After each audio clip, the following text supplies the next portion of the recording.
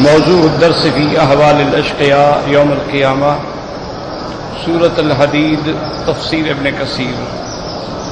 الحمد لله رب العالمين والصلاة والسلام على أشرف الأنبياء وسيد المرسلين سيدنا محمد وعلى آله وأصحابه أجمعين. اللهم صل على سيدنا محمد وعلى آل سيدنا محمد كما صليت على إبراهيم وعلى آل إبراهيم في العالمين إنك حميد مجيد. أعوذ بالله من الشيطان الرجيم. بسم الله الرحمن الرحيم. يوم يقول المنافقون والمنافقات للذين آمنوا انظرونا نقتبس من نوركم قيل ارجعوا وراءكم فالتمسوا نورا فضرب بينهم بسور له باب باطنه فيه الرحمة وظاهره من قبله العذاب ينادونهم ألم نكن معكم قالوا بلى ولكنكم فتنتم أنفسكم وتربصتم وارتبتم وغرتكم الأماني حتى جاء أمر الله وغركم بالله الغرور. فاليوم لا يؤخذ منكم فدية ولا من الذين كفروا مأواكم النار هي مولاكم وبئس المصير.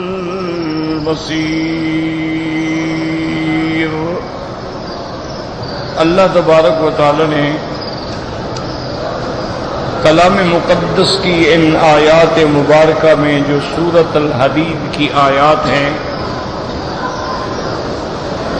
پہلے سعداء مومنین کا ذکر فرمایا کہ جس دن مومن ایمان والے مرد عورتیں آپ دیکھیں گے ان کے آگے اور دائیں نور ہوگا. بشراکم اليوم، اس دن ان کے لیے بشارت ہوگی، خوشی ہوگی. جنات تجری من تحتها الانہار، ایسے باغ جن کے نیچے نہریں بہتی ہیں. خالدین فیہا، اور وہ اسی میں ہمیشہ رہیں گے. ذالک هو الفوز العظیم، یہ جنت کا حاصل ہو جانا جو ہے یہی بہت بڑی کامیابی. اب اس کے بعد اللہ ذکر فرماتے ہیں اشقیاء، چونکہ قرآن پاک میں جہاں مومنین کا ذکر ہوگا وہاں کافرین کا بھی ذکر ہوگا. اسی طرح جہاں اصحاب جنت کا ذکر ہوگا وہاں اصحاب النار کا بھی ذکر ہوگا. اسی کو مفسرین کرام فرماتے ہیں کہ جہاں سعداء کا ذکر ہوگا وہاں اشقیاء کا ذکر ہوگا. تو اب اللہ تبارک و تعالی فرماتے ہیں یوم یقول المنافقون والمنافقات للذین آمنوا، جس دن منافق مرد اور منافق عورتیں کہیں گے ایمان والوں سے انظرونا، ہماری طرف دیکھیں. نقتبس من نورکم، ہم تاکہ کچھ حاصل کر سکیں تمہارے نور سے. تو اب مومنین جواب دیں گے کہ لرجعوا وراءکم، تم واپس لوٹ جاؤ، وہاں جا کے نور حاصل کرو. فضرب بینہم بسور، ان کے اور ان کے درمیان میں ایک دیوار کھڑی کر دی جائے گی جس میں دروازہ ہوگا. مومن دروازے سے اندر داخل ہو جائیں گے اور اس کے اندر رحمت ہی رحمت ہے اور باہر عذاب ہی عذاب ہے. تو آپ یہ بات یاد رکھیں کہ قرآن مقدس میں 3 جماعتوں کا ذکر آیا ہے. ایک تو اللہ نے کئی مقامات پہ صورتوں میں مومنین کا ذکر فرمایا ہے، ان کو مومن بھی کہا گیا ہے، ان کو مسلم بھی کہا گیا ہے، مترادف الفاظ ہیں۔ بعض علماء فرماتے ہیں کہ عموم خصوص کی نسبت ہے، یعنی جو مومن ہے وہ تو مسلم ہے ہی ہے، لیکن یہ ضروری نہیں ہوتا کہ جو مسلم ہو وہ مومن بھی ہو۔ کبھی ظاہری استسلام تو ہوتا ہے لیکن اندر ایمان نہیں۔ تو ایک جماعت جو ہے قرآن میں وہ ہے مومنین۔ اب پھر ان میں انبیاء ہیں، صدیقین ہیں، شہداء، لیکن اصل بات مومنین۔ دوسری جماعت ہے کافرین۔ اب کافرین میں دو چیزیں آ جاتی ہیں، کسی جگہ اللہ فرماتے ہیں مشرکین اور کسی جگہ فرماتے ہیں کافرین۔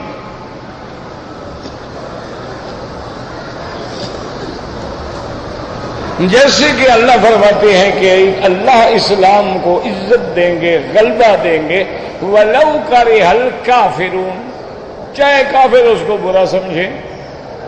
دوسری جگہ پر بعین ہی لفظ، لیکن وَلَوْ كَرِهَ الْمُشْرِكُونَ، وہاں لفظ مشرک کا۔ اسی طرح قرآن میں آپ دیکھیں ان الذین کفروا سواء علیہم اانذرتہم ام لم تنذرہم کفروا، اور کسی جگہ مشرک کا ذکر آتا ہے یا ایھا الذین آمنوا انما المشرکون نجس فلا یقربوا المسجد الحرام بعد عامهم ھذا۔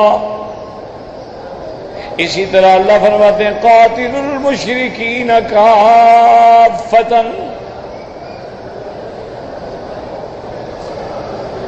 تو یاد رکھیں کہ بعض علماء یہ فرما دیتے ہیں کہ بھئی جو کافر ہے مشرک ہے ایک ہی بات ہے، کافر ہے۔ مشرک ہے تب بھی کافر ہے، کافر ہے تب بھی کافر ہے۔ لیکن ان کو دو لفظوں میں کیوں تعبیر کیا گیا کہ کبھی ان کو کافر کہا جاتا ہے، کبھی مشرک کہا جاتا ہے؟ تو اس لیے بعض علماء فرماتے ہیں کہ بھئی دیکھو مثلا ایک آدمی پکا موحد ہے، اللہ کے ساتھ شریک نہیں کرتا، اللہ کو وحدہ لا شریک مانتا ہے، لیکن وہ حضور صلی اللہ علیہ وسلم کو نہیں مانتا تو کافر ہے۔ اب مشرک تو وہ ہے نہیں، شرک تو وہ کرتا ہی نہیں تھا،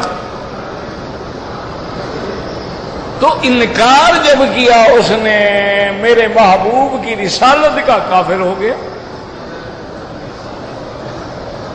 اسی طرح یاد رکھیں مثلا ایک آدمی پکا موحد ہے، نمازی ہے، روزے دار ہے، حضور صلی اللہ علیہ وسلم کو بھی مانتا ہے، حضور پہ درود بھیجتا ہے، لیکن ختم نبوت کو نہیں مانتا، وہ بھی کافر ہے۔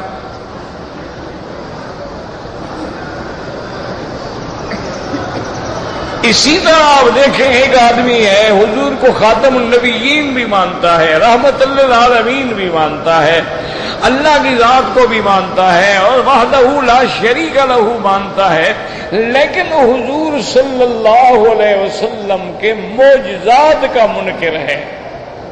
وہ کہتے ہیں معجزات جو ہیں وہ کہتے ہیں یہ کوئی حقیقت نہیں ہے، یہ ایسے ہے کہ پہلے چونکہ ہمیں چیزوں کا علم نہیں ہوتا تھا تو وہ باتیں ہمیں نرالی لگتی تھی، اب ہمیں علم ہو گیا ہے، سمجھ آ گیا ہے، پہلے ہمیں نہیں پتہ لگ سکتا تھا نا کہ 2 دن کے بعد بارش آئے گی، پہلے ہمیں پتہ نہیں لگ سکتا تھا کہ فلاں تاریخ کو سورج گرہن ہوگا، پہلے ہمیں پتہ نہیں لگ سکتا تھا کہ چاند، اب ہمارے پاس علم ہے۔ وہ کہتے ہیں چونکہ ہم ان کو معجزہ اس لیے سمجھتے رہے کہ ہمارے پاس علم نہیں تھا، ورنہ کوئی معجزہ نہیں۔ وہ معجزات کا منکر ہے تو وہ بھی کافر۔ تو اب آپ کے سامنے آ گئی بات کہ ایک تو ہے کافر اور ایک ہے مشرک، جو اللہ کی ذات کے ساتھ شریک بناتے ہیں۔ چاہے اس کی ذات میں شریک بنائے یا صفات میں شریک بنائے، وہ مشرک ہوتا ہے۔ یعنی اگر اللہ نہ کرے کوئی دو خدا مانے تب بھی مشرک ہے، خدا تو ایک مانتا ہے، لیکن اس کی جو صفت علم غیب ہے، وہ کہتے ہیں نبی بھی عالم الغیب ہوتے ہیں، وہ بھی مشرک ہے کہ اللہ کی صفت میں شرک کیا۔ وہ کہتے ہیں کہ انبیاء اور اولیاء بھی سب کچھ جانتے ہیں، تو اللہ کی صفت علم میں شرک کیا۔ وہ کہتا ہے کہ جناب جیسے اللہ کے نام پہ نظر نیاز ہے، ایسے بزرگوں کے نام پر بھی نظر نیاز ہوتی ہے، تو اس نے نظر میں شرک کیا۔ جیسے وہ کہتا ہے کعبۃ اللہ کا طواف ہے، ہم بھی بزرگوں کی قبروں کا طواف کرتے ہیں، اس نے اللہ کی عبادت طواف میں شرک کیا۔ مشرک کا معنی یہ نہیں ہوتا کہ صرف بتوں کا پجاری ہو، بتوں کا پجاری ہو تو مشرک ہے، قبروں کا پجاری ہو تو مشرک ہے، دیوی دیوتے کا پجاری ہو تو مشرک ہے۔ یہ غلط بات ہے۔ وہ جی بتوں کو پوجتے تھے، یعنی بتوں کو پوجنا حرام ہے، زندوں کو پوجنا جائز ہے، تو پھر تو بلا وجہ عیسیٰ علیہ السلام کو جو خدا کہتے ہیں ان کو کافر نہ کہو۔ عیسیٰ علیہ السلام تو بت نہیں ہے نا۔ جو عیسیٰ علیہ السلام کو اللہ کا بیٹا کہتے ہیں ان کو بھی کافر نہ کہو، کیوں؟ وہ تو اللہ کو مانتے ہیں، اللہ کا بیٹا بھی مانتے ہیں، تم تو اللہ کو ایک مانتے ہو، انہوں نے تو دو بنا دیے ہیں۔ تو اس لیے ہمیشہ یاد رکھو کہ مشرک اور کافر میں بھی فرق ہوتا، لیکن انجام دونوں کا ایک ہے کہ من یشرک باللہ فقد حرمہ اللہ علیہ الجنہ، جس بندے نے اللہ کے ساتھ شرک کیا اللہ نے جنت اس پہ حرام کر دی ہے۔ اور یاد رکھو شرک کا معنی یہ ہوتا ہے کہ مرنے تک مشرک ہو، مرنے سے پہلے توبہ کر دی الحمدللہ مسلمان ہو گیا۔ اسی طرح مومن کا معنی ہوتا ہے کہ موت تک مومن ہو، بعض لوگ مرنے سے پہلے کافر ہو جاتے ہیں۔ انجام جو ہے وہ خاتمے پر ہے۔ تو یاد رکھیں ایک قسم ہو گئی مومنین، مشرکین، کافرین، دوسری قسم۔ تیسری قسم ہے منافقین، جو آج کے سبق میں ہم پڑھ رہے ہیں۔ لیکن ایک یہاں اچھی طرح سمجھ لیں، منافق دو قسم کے ہوتے ہیں۔ ایک منافق اعتقادی ہوتا ہے اور ایک منافق عملی ہوتا ہے۔ یاد رکھیں منافق اعتقادی کا کیا معنی؟ جو حضور کے زمانے میں منافق تھے، یعنی ظاہراً اسلام اندر کفر، یہ اعتقادی منافق ہے۔ جیسے اللہ فرماتے ہیں اذا جاءك المنافقون قالوا نشهد انك لرسول الله والله يشهد انك لرسوله والله يشهد ان المنافقين لكاذبون۔ اور دوسری جگہ اللہ فرماتے ہیں اذا لقوا الذين آمنوا قالوا آمنا وَإِذَا خَلَوْا إِلَى شَيَاطِينِهِمْ قَالُوا إِنَّا مَعَكُمْ إِنَّمَا نَحْنُ مُسْتَهْزِئُونَ۔ اللہ فرماتے ہیں میرے محبوب رحمت دو عالم آپ کے پاس یہ منافق آتے ہیں اور آپ کو آگے سامنے گواہی دیتی ہیں نشہد انک لرسول اللہ، آپ واقعی اللہ کے رسول ہیں، آپ کے ساتھ نمازیں پڑھتے ہیں، آپ کے ساتھ روزہ رکھتے ہیں، آپ کے ساتھ افطار کرتے ہیں، اور کبھی کبھی جب جنگ جیتنے کی امید ہو تو جہاد پہ بھی ساتھ چلے جاتے ہیں۔ اللہ نے فرمایا میرا مدنی میں گواہی دیتا ہوں کہ یہ جھوٹ بول رہے ہیں۔ واللہ یشہد ان المنافقین لکاذبون اتخذوا ایمانہم جنہ انہوں نے اپنی قسموں کو ڈھال بنا رکھا ہے، یہ چالاکی کر رہے ہیں، یہ اس دور کے سیاسی شعبدہ باز ہیں۔ اگر مسلمان جیت گئے تو ہم تمہارے ساتھ، اور کافر جیت گئے ہو جی کمال ہے، ہم تمہارے ساتھ ہیں۔ جیسے آج کل آپ دیکھیں نا، آج کل کے ہمارے جو ماشاءاللہ بڑے بڑے لیڈر ہیں، ان کے بس 2-3 بھائی ہوں نا، 3 پارٹیوں میں ہوتے ہیں کہ کوئی تو آئے گی نا برسر اقتدار۔ اس سے بڑا منافق کوئی ہوتا ہے دنیا میں؟ اب جناب یاد رکھو کہ ایک مومن ہو گئے، ایک کافر ہو گئے، ایک ہو گئے کون؟ منافق۔ اچھا، یہ منافق جو ہیں یہ تو کافروں سے بھی بد ہیں، اسی لیے اللہ ان کو جو عذاب دیں گے وہ کافروں سے بھی زیادہ ہوگا۔ ان المنافقین فی الدرک الاسفل من النار، اللہ فرماتے ہیں ہم ان کو جہنم کے سب سے نیچے گڑھے میں ڈالیں گے۔ کیوں؟ اس کی وجہ یہ ہے، یاد رکھو کہ اسلام جب سے آیا ہے، جب سے چمکا ہے، جب سے پھیلا ہے، نقصان منافق نے دیا ہے، کافر نقصان نہیں دے سکا۔ ہمیشہ اسلام کو خنجر جو ہے منافق نے گھونپا ہے، جو بظاہر مسلمان ہے ماشاءاللہ اور بندوں کو مسجد میں مار دیتے ہیں مسلمان ماشاءاللہ اکبر، اور مار رہے ہیں بندوں کو۔ یہ کون سا ایمان ہے، کون سا اسلام ہے؟ ہاں ایک بات یاد رکھو، ایک ہوتا ہے کہ کافر کے مقابلے پر جب ہم مجبور ہو گئے، ہمیں دیوار سے لگا دیا گیا، تو اب تو وہ ٹکر مارے گا، یا دیوار ٹوٹے گی یا سر ٹوٹے گا۔ کافر سے الگ بات ہے، لیکن یہ کہاں ہے کہ مسلمانوں کو مار ڈالو؟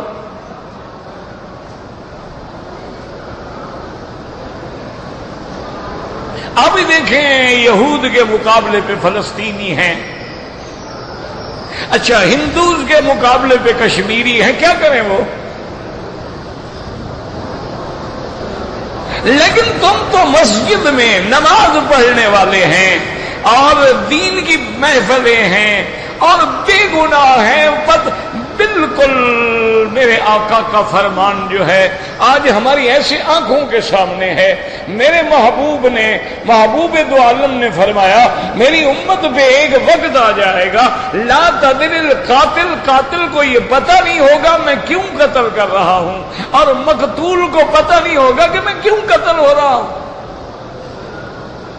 آج وہ ہمارے سامنے ہیں، اور اس کی وجہ کیا ہے یاد رکھو۔ یہ دیکھو نا، بعض لوگ پھر شبہ ڈال دیتے ہیں، او جی کافر بھی تو ہیں نا۔ بھائی کافروں سے معاملہ الگ ہوتا ہے، مومن سے معاملہ الگ ہوتا ہے۔ ایک تمہارا دوست ہے، ایک تمہارا رشتہ دار ہے، دونوں سے معاملہ الگ ہوتا ہے۔ جب ایمان والا کلمہ پڑھ کے حضور پاک کی محبت و عقیدت کا اظہار کر کے پھر بد عملی کرتا ہے تو اس کو اللہ پر دنیا میں پکڑ دیتا ہے۔ کافر ہے، کھائے پیے مزے کرے، اس کے لیے تو جہنم ہے ہی ہے، اس کو یہاں تکلیف دینے کی ضرورت ہی نہیں ہے۔ لیکن جب تم اپنے بن کے دھوکہ دیتے ہو تو اس لیے حضور نے فرمایا کہ جب میری امت میں حرام کھانا عام ہو جائے گا، جب میری امت میں سود عام ہو جائے گا، جب میری امت میں زنا عام ہو جائے گا، جب میری امت میں عورتیں عریاں ہو کے باہر غیر مردوں کے ساتھ پکنک پہ جایا کریں گی، ہلا گلا کریں گی، فرمایا اللہ اس قوم پہ پھر قتل مسلط کر دیتے ہیں کہ روز جنازے اٹھاتے رہو، اتنا مر گئے ہو، اتنا مر گئے، اتنا مر گئے ہو، اتنا مر گئے۔ انا للہ و انا الیہ۔ تو یاد رکھو کہ ایک منافق ہے اعتقادی کہ ظاہراً کلمہ پڑھتا ہے لیکن اندر کافر ہے، اس کو کیا کہیں گے؟ منافق اعتقادی۔ اچھا ایک منافق ہے عملی، یاد رکھو منافق ہے عملی، کیا مانا کہ ہے مسلمان لیکن عمل منافقوں والے ہیں۔ میرے آقا نے محبوب دو جہاں نے فرمایا کہ آیت المنافق ثلاثن، آپ نے فرمایا منافق کی 3 نشانیاں ہوتی ہیں۔ اذا حدث کذب، جب بات کرے تو جھوٹی کرے، وَإِذَا وَعَدَ أَخْلَفَ، جب وعدہ کرے تو جھوٹا وعدہ کرے، وَإِذَا اؤْتُمِنَ خَانَ، جب اس کے پاس امانت رکھی جائے تو خیانت کرے۔ سمجھو یہ منافق ہے۔ اور ایک حدیث میں حضور نے چوتھی بات بھی فرمائی، اِذَا خَاصَمَ فَجَرَ، جب کسی سے جھگڑا ہو تو گالیاں دے۔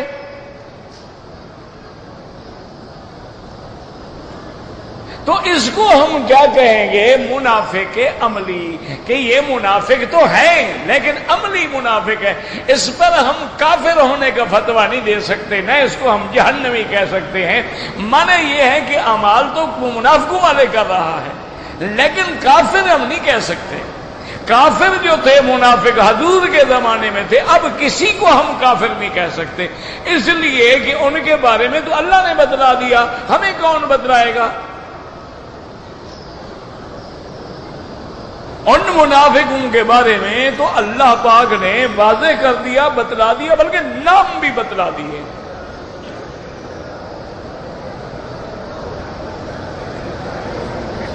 اور حضور صلی اللہ علیہ وسلم نے اپنے صحابی حضرت حذیفہ بن الیمان کو ان تمام منافقوں کے نام بتلا دیے۔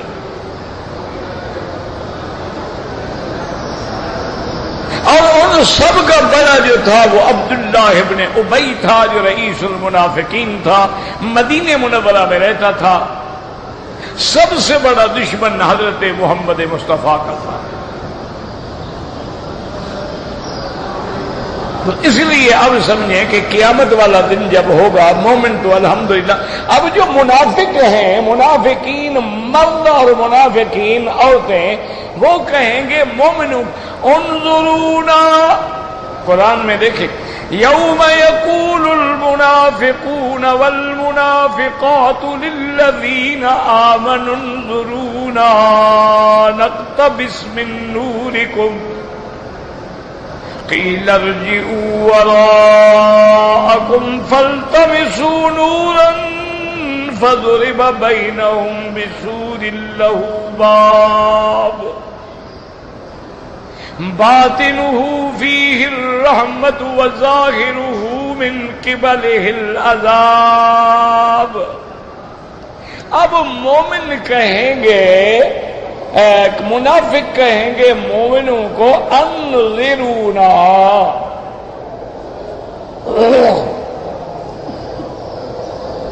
اب یہاں پر اشکال ہے، اس کو سمجھنے کی کوشش کریں۔ اور یہ بات بھی یاد رکھیں کہ یہ باتیں صحابہ کے زمانے میں نہیں تھیں، حضور پاک سے سنا بس آمنا باللہ، بات ختم۔ اسی طرح صحابہ سے تابعین نے سنا، بات ختم ہو گئی۔ یہ جوں جوں ہمارا زمانہ حضور پاک سے دور ہوتا جا رہا ہے اور مختلف دنیا میں جماعتیں پیدا ہو رہی ہیں، کہیں منکرین حدیث ہیں اور کہیں منکرین قرآن ہیں اور کہیں منکرین معجزات ہیں، اسی طرح کہیں منکرین حیات ہیں، تو اب مسائل پیدا ہو گئے اور سب نے سوالات پیدا کیے، علماء مجبور ہو گئے کہ جواب دیں، ورنہ پہلے زمانے میں ضرورت ہی نہیں تھی، کوئی اشکال ہوتا ہی نہیں تھا۔ یہ تو اب جھگڑے شروع ہو گئے نا، ابھی تو دشمن اتنا آگے بڑھ چکا ہے کہ انٹرنیٹ پہ اس وقت تک 5000 اعتراض قرآن شریف کے خلاف آیا ہے۔ اس اعتراض میں یہودی بھی ہیں، عیسائی بھی ہیں اور ہندو بھی ہیں، سکھ بھی ہیں، دہریے بھی ہیں، لادین بھی ہیں، مستشرقین بھی ہیں، کوئی ایک پارٹی نہیں۔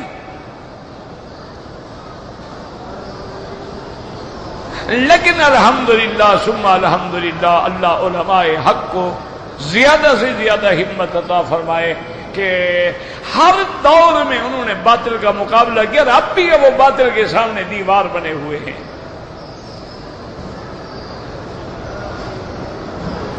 پھر یہ قاعدہ ہے کہ جب حق آتا ہے تو باطل مٹ جاتا ہے.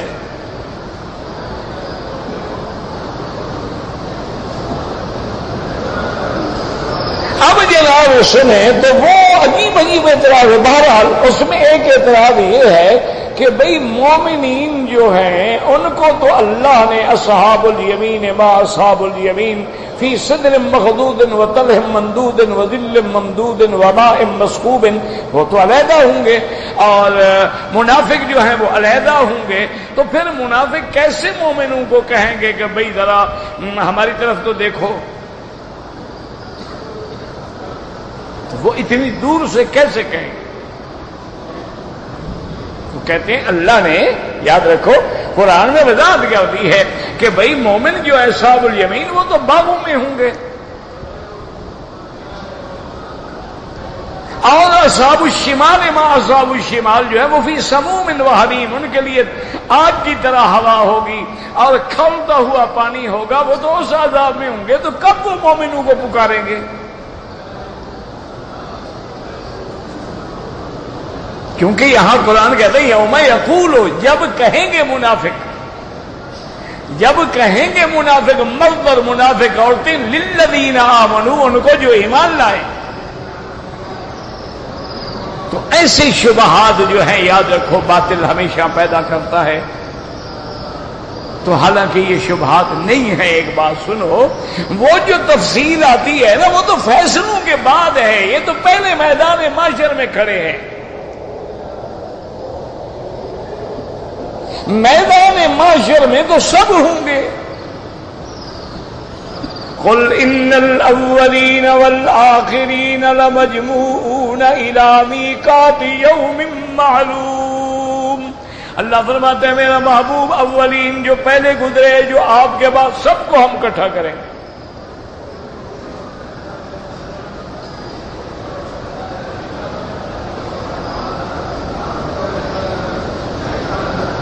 یوم یجمعکم لیوم الجمع، جب سب کو اکٹھا کریں گے تو اس وقت سب اکٹھے ہوں گے، اس لیے ان کے درمیان میں بات چیت ہوگی.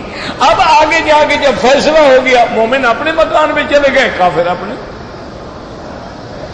تو یہ بات چیت اس وقت ہے جب پہلے دونوں ایک ہی میدان میں ہوں گے. اور خدا کی قدرت یہ ہے کہ اس میدان میں ایسا اندھیرا ہو جائے گا، ایسا اندھیرا چھا جائے گا کہ اپنا ہاتھ بھی نظر نہیں آئے گا. اب سب اندھیرے میں ہیں. اب اللہ نور دیں گے. مومنین کو نور مل گیا، منافقوں کو نہیں ملا.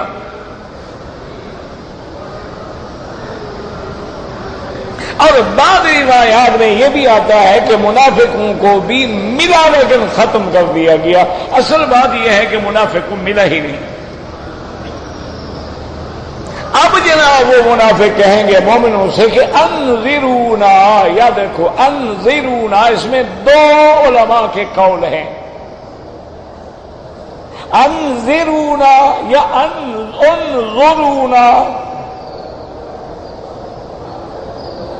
تو ایک معنی یہ ہے کہ منافق کہیں گے مومنوں سے کہ بھائی تم ایسا کرو، ہماری طرف منہ تو کر لو نا، جب تم ہماری طرف دیکھو گے تو روشنی ہمیں مل جائے گی نا، کیونکہ مومن کے آگے تو روشنی ہے، تو جب وہ دیکھے گا روشنی اس کو بھی آ جائے گی. اور ایک معنی یہ ہے کہ انذرونا، بھائی ذرا ٹھہرو تو صحیح، تم اتنی تیزی سے جا رہے، ذرا مہربانی کرو، ذرا ٹھہر تو جاؤ، ہم بھی آپ کے نور سے کچھ فائدہ اٹھا لیں. تو انذار بمانے انتظار بھی آتا ہے، انذار بمانے امحال بھی آتا ہے. اور یاد رکھو بعض کہتے ہیں انظرونا مانا تأمل کے معنی میں بھی آتا ہے کہ تأمل کرو، تدبر کرو کہ کیا بات ہے، تمہارے پاس ہی نور ہے ہمارے پاس نہیں ہے.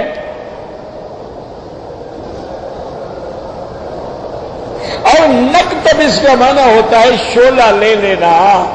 جیسے ہم آگ سے ہم شعلہ لے لیتے ہیں تو آگ اپنی جگہ پر موجود ہے، وہ لے لی، ہم اس لکڑی کو آگ لگا کے اسی روشنی میں جل لیتے ہیں.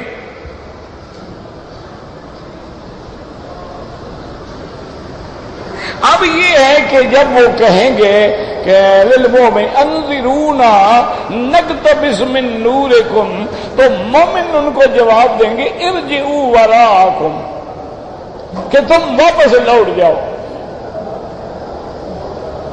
تو اب واپس لوٹ جاؤ کا کیا معنی؟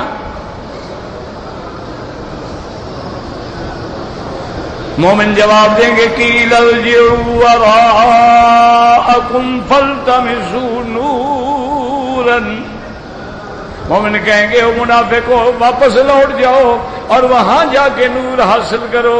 تو علماء نے یاد رکھو یہاں دو قول ہیں، ارجعوا وراءکم، اس جگہ جاؤ جہاں سے نور ملا، جہاں ہمیں بھی نور ملا ہے، اس جگہ جا کے تم بھی نور حاصل کرو۔ ایک قول یہ ہے، اور ایک قول یہ ہے قیل ارجعوا وراءکم فالتمسوا نورا، یہ نور ہمیں کیوں ملا کہ ہم نے دنیا میں عمل کیے تھے، تم بھی لوٹ جاؤ دنیا میں اچھے عمل کرو، پھر نور آگے حاصل کرو۔ فارجعوا وراءکم، بھئی یہ نور ہمیں ایسے تو نہیں ملا ہے نا، یہ نور ملا ہے ہمیں ایمان اور اعمال صالحہ سے، اور ایمان اور عمل کی مقام جو ہے وہ دنیا ہے، یہ تو دار الجزا ہے، تم پیچھے لوٹ جاؤ، جاؤ دنیا میں اور جا کے وہاں سے ایمان حاصل کرو۔ اب کیسے لوٹ جائیں؟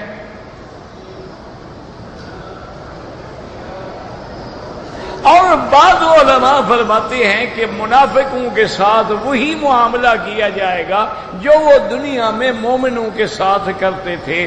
کیا معنی؟ یخادعون اللہ وہو خادعهم، وہ دھوکہ دیتے تھے نا، ہم تمہارے ساتھ ہیں، پھر بھاگ گئے۔ تو آج مومن بھی کہیں گے اچھا اچھا تو پیچھے جاؤ یار، وہاں نور تمہیں مل جائے گا، وہاں جب جائیں کہاں نور ملے گا، وہ تو مومن جانتے تھے کہ ان کو نہیں ملے گا، لیکن جیسے تم ہمیں دھوکہ دیتے تھے آج دھوکے کھاؤ نا پھر۔ قیل ارجعوا وراءکم فالتمسوا نورا، یاد رکھو جب آدمی غرض یعنی مجبور ہوتا ہے، پریشان ہوتا ہے، تو پھر ہر بات وہ مان لیتا ہے۔ دیکھو نا جب حضرت ابراہیم علیہ السلام کو آ کے قوم نے کہا تھا نا کہ انت فعلت ھذا بآلہتنا یا ابراہیم، ابراہیم تم نے ہمارے خداؤں کے ساتھ یہ کیا ہے، کسی کی ٹانگ نہیں، کسی کا ہاتھ نہیں، کسی کی گردن نہیں، یہ کیا ہے تم نے کیا؟ اچھا اتنے بڑے جاہل ہیں کہ جن کی ہاتھ کٹ جائے، ٹانگ کٹ جائے، وہ بھی خدا ہوتا ہے؟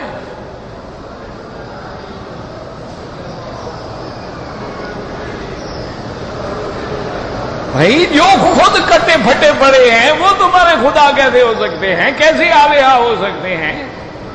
اچھا ہاتھ ٹانگ کٹ جائے تو خدا نہیں ہو سکتا کہ ہو سکتا ہے؟ نہیں، اللہ کے کعبے میں سیدھی بات کرو کہ کسی کی ہاتھ کٹ گئی، کسی کا ٹانگ کٹ گیا، کسی کا پیٹ پھاڑ دیا، وہ خدا ہو سکتے؟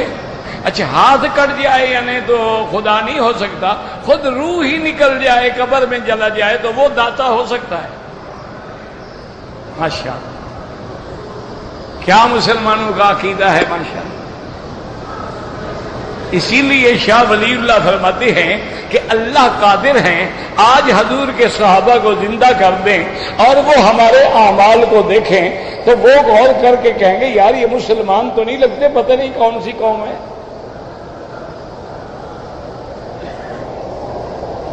وہ ہمارے ایک بزرگ ہوتے تھے، فوت ہو گیا، اللہ ان کی قبر پہ رحمت کرے، انہوں نے کہا مکی صاحب خدا کا شکر کرو، یہ تو عجیب قوم ہے کہ آج اگر ابو جہل بھی خدا زندہ کر دے نا ہمارے مشرکوں سے، وہ بھی ہاتھ باندھ کے بھاگ جائے گا۔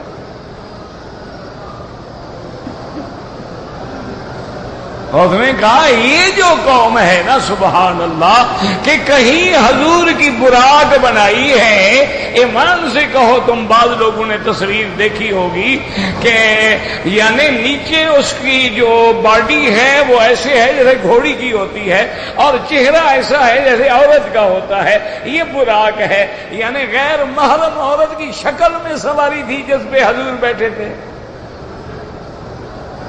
یار اتنی بے ادبی سے ڈرتے بھی نہیں ہوں۔ اور پھر کم از کم خدا سے ڈرو، جب براق آئی تھی براق کو براق کیوں کہتی ہیں کہ کل برق، وہ تو بجلی کی طرح تھی کہ جہاں نظر پڑی وہاں قدم پڑ گیا۔ تو تمہارا کیمرہ مین کہاں بیٹھا ہوا تھا جس نے فوٹو بنا لیا؟ کوئی اللہ سے ڈرو، خدا کا خوف کرو کہ کس نے اس کا فوٹو بنایا ہے۔ پھر اچھی بات ہے اگر سارے فوٹو بنا لیں تو پھر کم از کم ایک دو ابو جہل کو بھی بھجوا دیتے، وہ خام خواہ انکار تو نہ کرتا کہ حضور معراج پہ نہیں گئے۔ ایسے عقیدے ہیں، یعنی آدمی کو بیان کرتے ہوئے شرم آتی ہے۔ میں اللہ کے کعبے میں بیٹھا ہوں، یعنی ہندوؤں میں تو ہم نے یہ دیکھا ہے، آج بھی ان کے مندروں پر جو میرے ہندوستان کے بھائی بزرگ بیٹھے ہیں، ان کو پوچھ لیں حرم میں اللہ کے کعبے میں بعض مندر ایسے ہیں وہاں دیوی دیوتا عورتوں اور مرد کی شکل میں ہیں، اور بعض مندر ایسے ہیں وہاں باقاعدہ عورتوں کے اعضائے شرمگاہ کا فوٹو بنا ہوا ہے، مردوں کے شرمگاہوں کا فوٹو بنا ہوا ہے، وہ اس کی بھی عبادت کرتے ہیں۔ وہ کہتے ہیں بندہ تو اسی سے پیدا ہوتا ہے۔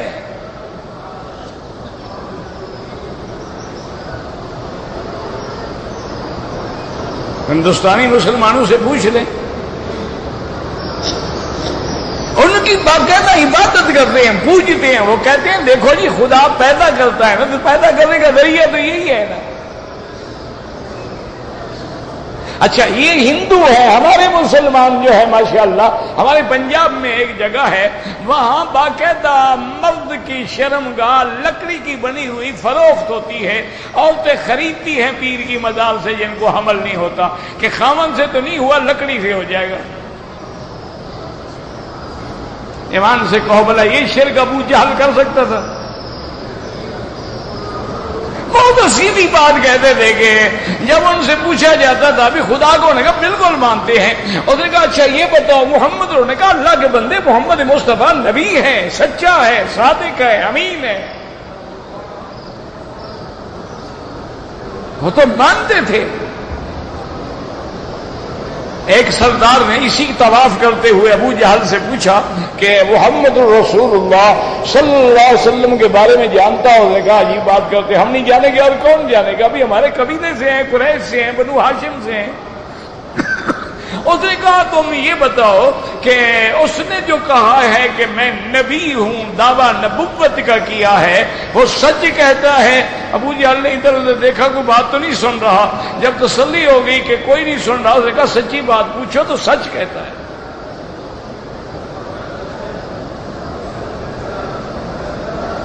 اس سردار نے پھر کہا، اس نے کہا ابو جہل تم کیسے کہتے ہو کہ وہ سچ کہتا ہے؟ اس نے کہا یار آش ولد فینا عاش فینا 40 سنۃ، ہمارے خاندان میں پیدا ہوئے 40 سال ان کی ہماری نظروں کے سامنے گزرے، جس بندے نے کبھی انسان پہ جھوٹ نہیں بولا وہ خدا پہ جھوٹ بولے گا؟ وہ تو سچا نبی ہے۔ اس نے کہا کمال ہے یار، یہ جانتے ہو سچا نبی ہے تو ایمان کیوں نہیں لے آتے؟ اس نے کہا یہی تو مصیبت ہے نا کہ منا وزیر و منہم وزیر، ہمارا ان کا خاندانی مقابلہ ہے، کبھی الیکشن وہ جیت جاتے ہیں، کبھی ہم جیت جاتے ہیں، کبھی ہم مکے کے سردار بن جاتے ہیں، کبھی وہ بن جاتے ہیں۔ اب وہ تو نبی بن گئے، ہم کیا کریں؟ اب ہم خدا پہ بن نہیں سکتے، لہذا ہماری ضد یہ ہے کہ ہم نہیں مانیں گے۔ وہ تو جانتے تھے، مانتے تھے۔ یہ تو ہمارا مذہب کوئی عجیب ہو گیا ہے کہ ہم کلمے بھی پڑھتے ہیں، ماشاءاللہ آیت الکرسی پڑھ پڑھ کے سینے پہ پھونک پھونک کے سوراخ کر ڈالے ہیں، اور قبروں پہ بھی سجدے کرتے ہیں۔ نظر نیاز بھی وہی کیا کریں، آخر پیروں کو بھی تو راضی رکھنا ہے نا۔ دیکھو نا اللہ بھی راضی ہو پر یہ بھی تو بیچارے راضی ہو نا۔ اسی لیے کہتے ہیں نظر برائے خدا اور نیاز برائے حسین، اسی کو شرک کہتے ہیں۔ قیامت میں اللہ کہیں گے جاؤ ثواب حسین سے وصول کرو، مجھے تمہارے شرک کی ضرورت نہیں ہے۔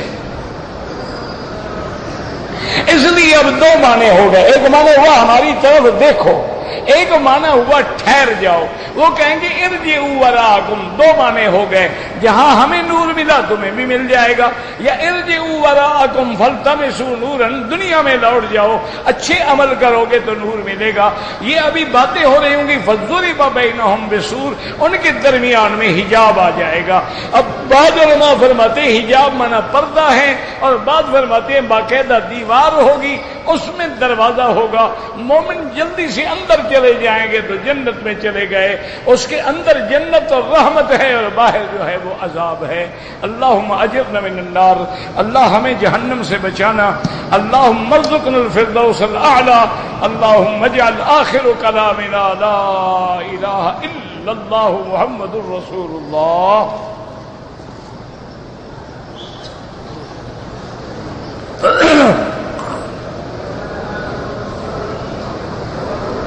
کہتے جی کہ ایک آدمی کافر تھا، مسلمان ہو گیا، مسلمان ہو کے پھر کافر ہو گیا، یعنی مرتد ہو گیا، کیا وہ پھر کلمہ پڑھ سکتا ہے؟ بھائی ویسے اسلام میں مرتد کی سزا جو ہے وہ قتل ہے، من بدل منکم دینہ فاقتلوہ، کیوں قبول کر کے پھرنا، پھر اسلام سزا دیتا ہے، نہ مانو نہ مانو۔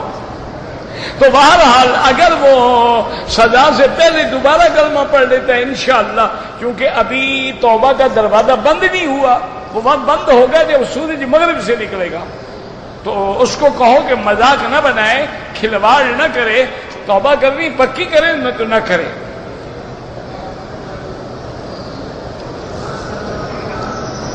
اگر ایک عورت نے مدینہ منورہ سے آنا ہے، ایام حیض ہیں، اگر اس کے پاس اتنا ٹائم ہے کہ مکے میں اپنے ایام کے دن گزار سکتی ہے، پھر احرام باندھ کے نیت کر کے آئے۔ اگر ایک دن کے بعد چلا جانا ہے تو پھر نیت کے بعد عمرہ لازمی ہو جائے گا، تو اس کے لیے پھر گنجائش یہی ہے کہ نہ باندھے۔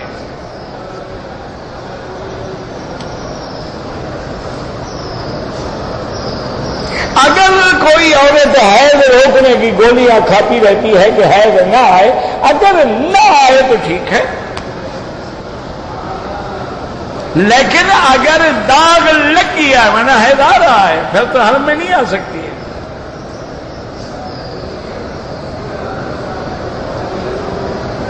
شرک کرتے ہیں مسلمان تو مشرک ہوتے ہیں نا، مرتد تو تب ہو جب بالکل پھر جائے۔ مشرک کا معنی خدا کو بھی مانتا ہے اور اس کے ساتھ کسی دوسرے کو بھی مانتا، یہ ہے شرک۔ مشرک کا معنی یہ نہیں ہوتا کہ خدا کو نہ مانے، شریک یعنی تمہارا دکان ہے اس میں تم نے شریک بنایا ہے، تو اللہ کی صفات میں یا ذات میں شریک بناتا ہے تو مشرک ہے۔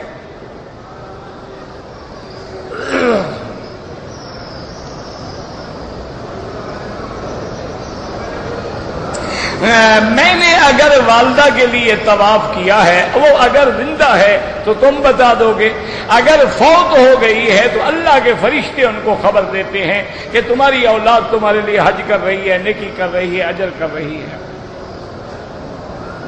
اگر ہم کسی قبر پہ جاتے ہیں تو بعض روایات میں آتا ہے کہ جب آدمی قبر پہ جائے تو اللہ اس کو خبر دے دیتے ہیں کہ کون آیا ہے۔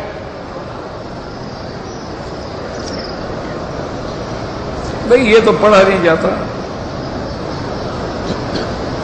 کہتے جی کہ مصری علماء کہتے ہیں کہ داڑھی رکھنا سنت ہے، اللہ فرضوں کے بارے میں پوچھے گا، سنتوں کے بارے میں پوچھے گا، یہ تو ساری سنتیں چھوڑ دو پھر ماشاءاللہ۔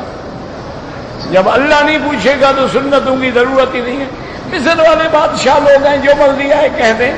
بہرحال داڑھی رکھنا واجب ہے، سنت نہیں، حکم ہے، اوف اللحى امر ہے، والامر للوجوب۔ باقی مصر کے لوگ تو بادشاہ ہیں، انہوں نے تو سود بھی حلال کر دیا ہے، وہ کہتے ہیں تو سروس چارجز ہیں، سود نہیں ہے۔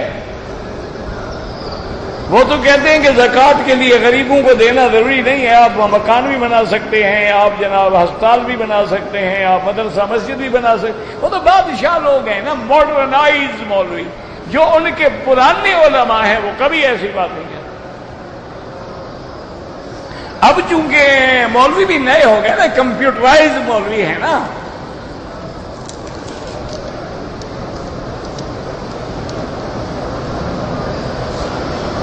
وَأَدْخِلْنَا الْجَنَّةَ مَعَ الْأَبْرَارِ یا عزیز یا غفار، یہ لفظ ٹھیک ہے، لیکن ربنا آتنا کے ساتھ ہر طواف میں ہر چکر میں لازم بنا دو تو یہ شبہ ہوتا ہے قرآن میں زیادتی کرنے کا۔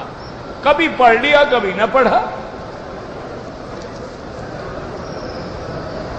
گھڑیوں میں جو لفظ شروق لکھا ہے یہ سورج نکلنے کا وقت ہے، نماز اشراق کا وقت اس سے 20 منٹ بعد ہوتا ہے۔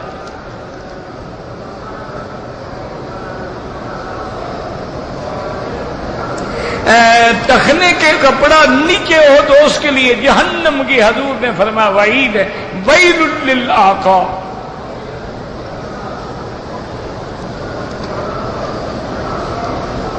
آب زمزم سے وضو جائز ہے، بالکل جائز ہے۔ حضور کا دل مبارک زمزم سے دھویا گیا، بالکل دھویا گیا، کوئی بات۔ حضرت اسماعیل تو غسل کس سے کرتے تھے؟ بھائی اللہ کے بندے، زمزم بھی پانی ہے، لیکن جب کہ دوسرا پانی موجود ہے تو علماء کہتے ہیں ادب ضائع نہ کرو، ورنہ تو پانی ہے۔ ماشاءاللہ حاجیوں کو ان چیزوں کا بڑا خیال ہوتا ہے، زمزم کا، حجر اسود پہ بوسہ ہر حال میں دینا ہے، چاہے 10 بندوں کو دھکا دیں، ثواب سے زیادہ گناہ لگے کے واپس آ جائیں۔ عورتوں نے ضرور بوسہ دینا ہے، غیر مرد سے لگ جائے لعنت برستی رہے، بوسہ دے رہی ہے۔ انا للہ و انا الیہ راجعون۔ زمزم کا پانی جی گرم ہو سکتا ہے آگ پر، دیکھو دیکھو جی، اور روزانہ شیو کر کے گندی نالی میں بہا دیتے، اس کے بارے میں کبھی فکر نہیں ہوا۔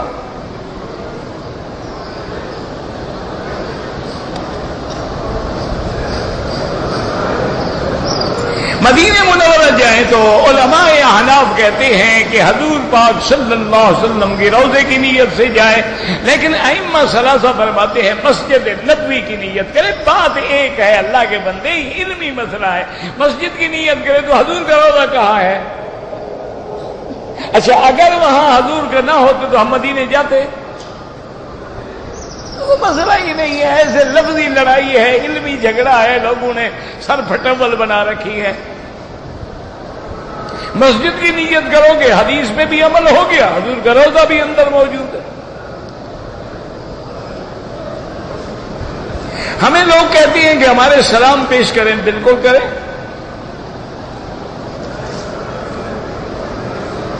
کہتے جی کہ اگر اذان سے پہلے صلاۃ و سلام پڑھ لی جائے تو مگر کیا حرج ہے؟ تو یعنی آپ کا مسئلہ اگر سے شروع ہو کے مگر میں ختم ہوتا ہے، یہ کوئی نئی شریعت ہے؟ اگر 4 رکعت عشاء کے بجائے 5 رکعت پڑھ لی جائے تو مگر کیا ہوگا؟ اگر طواف یوں کرنے کے بجائے یوں کر لیا جائے تو مگر کیا ہوگا؟ اگر صفا کے بجائے مروہ سے شروع کر لیا جائے تو مگر کیا ہوگا؟ یہ دین ہے اگر مگر کا ڈرامہ ہے؟ تمہیں خدا کا خوف نہیں آتا لوگوں کو دھوکہ دیتے ہوئے؟ دین کا معنی ہے جس پہ اللہ کا حکم ہو یا فرمان محمد مصطفیٰ۔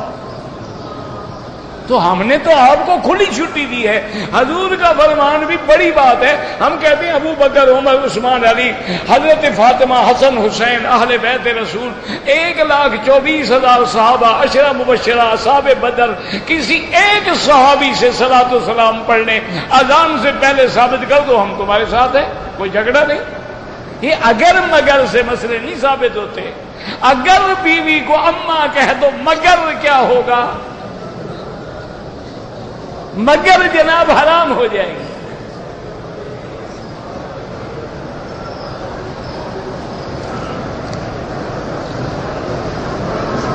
جو حضور کو حاضر ناظر مانتے ہیں وہ کافر ہیں، جو حضور کو عالم الغیب مانتے ہیں وہ کافر ہیں۔ یہ تو قرآن کے خلاف ہے۔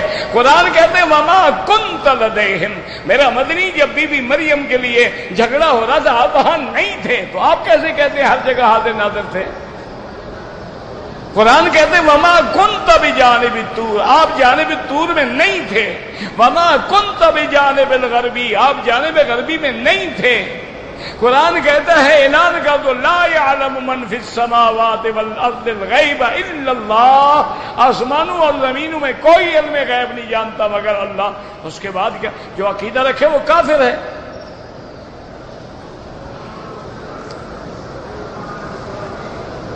کہتے ہیں کہ فرشتوں نے حضور کا معراج منایا۔ تم ملے تھے جبریل علیہ السلام کو؟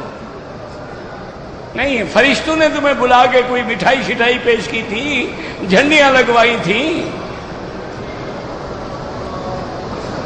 اچھا، اگر فرشتے مناتے ہیں تو وہ تو آسمانوں کا مسئلہ ہے، تم نے زمین پہ کیوں بدعت شروع کر دی ہے؟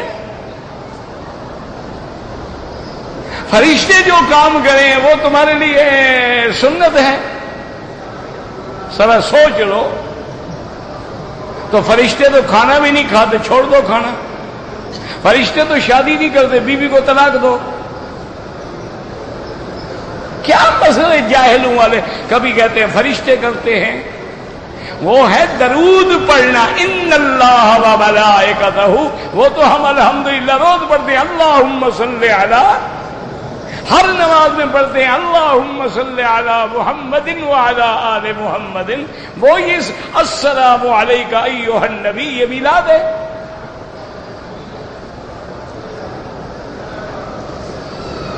حضرت ابو بکر نے انگوٹھے چومے ہیں، تمہارے انگوٹھے چومے ہیں، اپنے تو انہوں نے کبھی نہیں چومے۔ اگر جرت ہے تو ایک حدیث دکھا دو ابو بکر نے انگوٹھے چومے ہیں، ایک حدیث بھی نہ دکھاؤ، چلو کسی صحابی کا قول ہی دکھا دو، خود حضرت ابو بکر کا قول دکھا دو بھی انگوٹھے چومنے چاہیے۔ ایسے نہ تمہیں کوئی خدا نے اسی لیے پیدا کیا ہے کہ قرآن سنت کو چھوڑ کے روز بدعت کرتے رہو، اور نہ رکھو سنتوں بھرا اجتماع، یعنی جس میں ایک سنت بھی نہ ہو۔ خرد کا نام جنو رکھ دیا اور جنو کا نام خرد، جو چاہے تیرا حسن کرشمہ ساز کرے۔ تم حضرت ابو بکر کا قول ہی دکھا دو، میں تمہارے ساتھ۔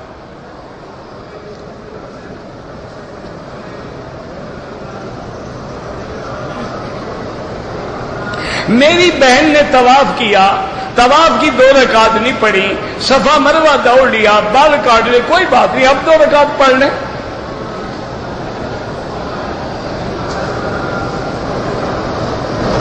صدقہ دینا چاہے، جو غریب لوگ نظر ہیں ان کو دے دیں۔ میرے خیال میں جو حرم میں کام کرتے ہیں نا، یہ زیادہ مستحق ہیں، کسی سے مانگتے بھی نہیں، اور 400-500 ریال تنخواہ ہے، اس سے تو آدمی کا پانی نہیں پورا ہوتا۔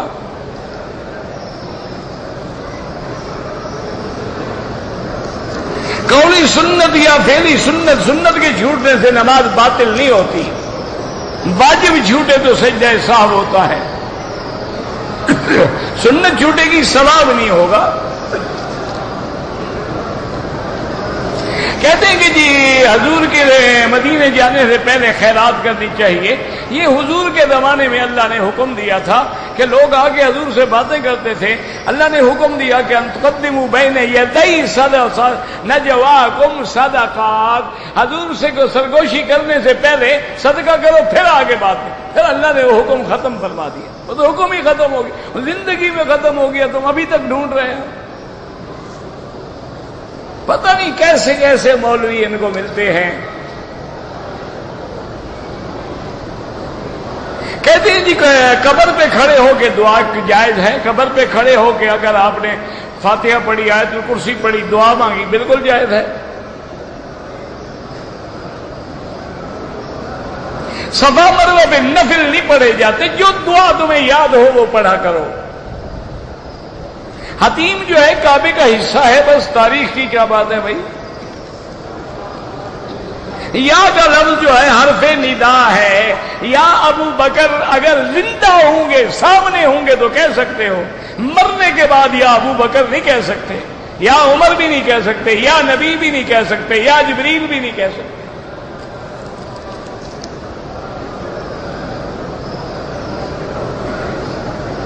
اگر سری نماز میں مقتدی فاتحہ پڑھے، امام رکوع میں چلا جائے تو کیا وہ فاتحہ پڑھتا رہے بعد میں؟ اور رکوع کی امام کی اقتدا کرو، اذا رکع فرکعوا۔ اسی لیے تو ہم حنفی حضرات کہتے ہیں نا کہ امام مقتدی پہ فاتحہ ہے ہی نہیں، وہ تو امام کا متبع ہے۔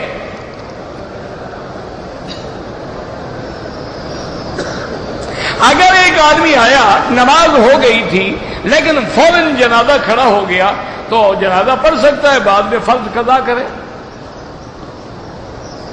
قضا کا معنی وقت گزر جائے، وقت نہیں گزرا تو جماعت میں چلی گئی، نماز تو وقت میں پڑھ رہا ہے نا، ادا سمجھی جائے گی۔ 3 طلاقیں 4 گواہوں کے موجودگی میں دی جائے تو رجوع ممکن ہے؟ بالکل ممکن نہیں ہے۔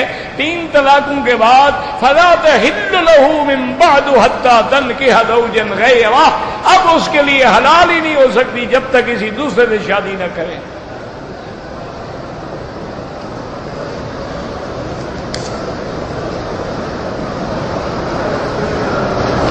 گھر میں بیوی بھی نافرمان ہے، بچے بھی نافرمان ہے، اپنے اعمال یاد کرو، جو کچھ تم نے والدین سے کیا ہوگا بھگتو۔ دوسرا علاج یہ ہے کہ توبہ کرو، اللہ سے دعا کرو۔ تعویذ بچوں کے گلے میں نہ ڈالے جائے، پڑھ کے دم کیا جائے۔ بدعت حسنہ تو لفظی طور پہ بدعت کہا جاتا ہے، ورنہ کوئی بدعت حسنہ ہو نہیں سکتی۔ مانا ہے ایک نئی چیز، لیکن اگر وہ قرآن حدیث سے صحابہ سے ثابت ہے وہ بدعت نہیں ہے، لغتاً کہا گیا ہے۔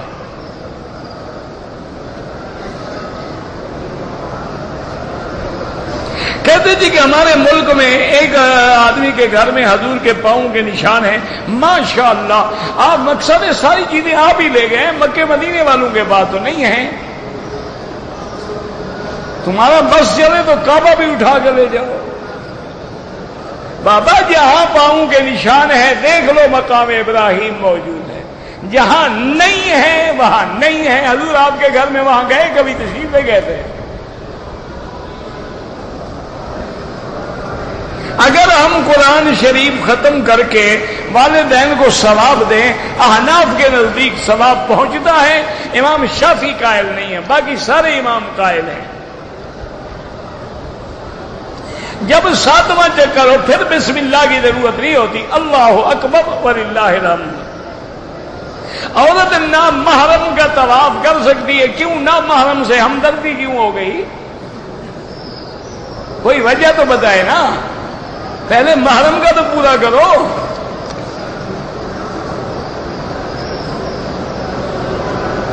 میں پاکستان سے عمرے کی نیت سے آیا، احرام میں نے جدے کی ایئرپورٹ پہ باندھا، دم پڑ گئی اور میقات والے عمرے سے بھی محروم ہو گئے۔ اصل عمرہ تو وہ تھا جو تم اپنے گھر سے باندھ کے آ رہے تھے۔ حکروا جنگوی فوت ہو گئے، اللہ قبر پہ رحمت فرمائے۔ منکرین حیات کو اللہ ہدایت دے، ورنہ حیات انبیاء کا تو کوئی منکر نہیں، صرف کرامیہ کا فرقہ منکر ہے۔ ربنا تقبل منا انك انت السميع العليم وتب علينا انك انت التواب الرحيم اللهم كن لنا ولا تكن علينا وانصرنا على من بغى علينا اللهم كن بنا رؤوفا رحيما ولا تجعلنا شقيا ولا محروما اللهم اجعلنا من السعداء ولا تجعلنا من الاشقياء ربنا آتنا في الدنيا حسنة وفي الآخرة حسنة وقنا عذاب النار